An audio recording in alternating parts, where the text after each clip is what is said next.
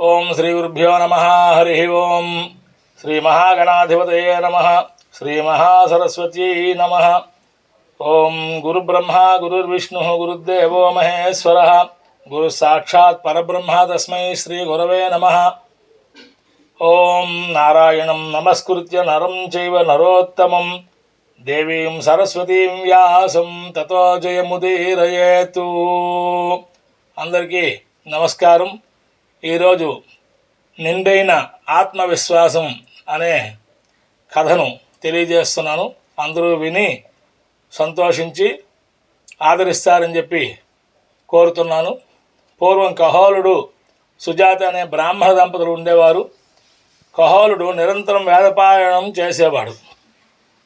భార్య సుజాత గర్భంలో ఉన్న బాలుడు తండ్రితో, తండ్రి నువ్వు చదువుతున్న వేదంలో తప్పులు ఉన్నాయి అని తెలియజేశాడు.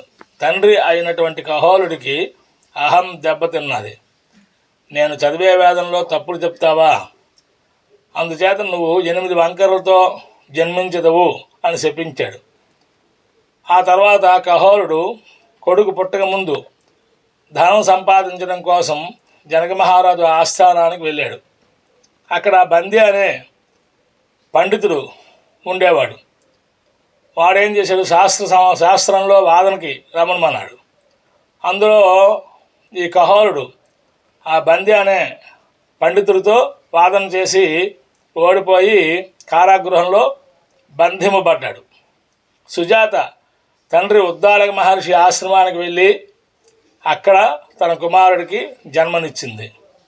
ఆ పుట్టినటువంటి మహానుభావుడే అష్టావక్రుడు.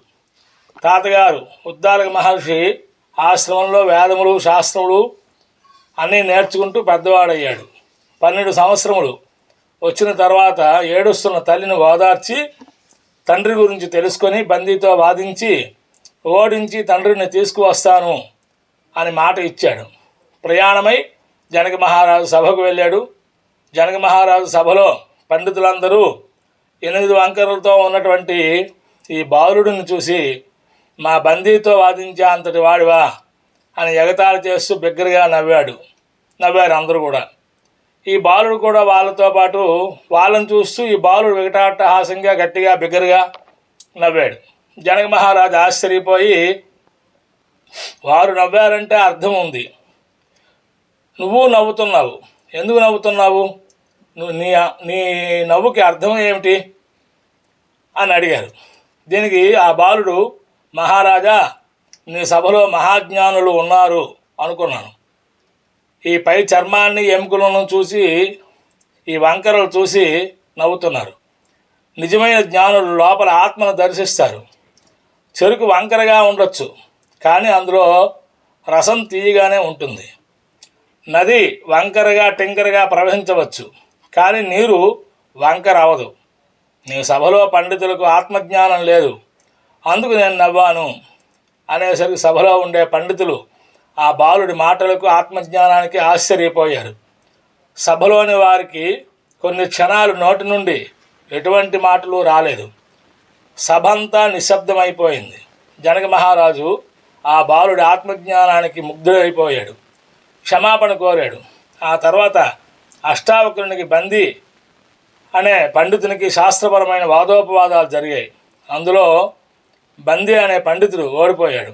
అష్టావక్రుడు గెలిచి తండ్రితో పాటు బంధితులైన మిగతా పండితులను కూడా విడిపించాడు. తండ్రి కహోలుడు సంతోషించాడు. కుమారుని తీసుకుని వెళ్ళి ఒక దివ్య నదిలో స్నానం చేయించాడు. దానితో అష్టావక్రునికి వంకర్లు పోయాయి.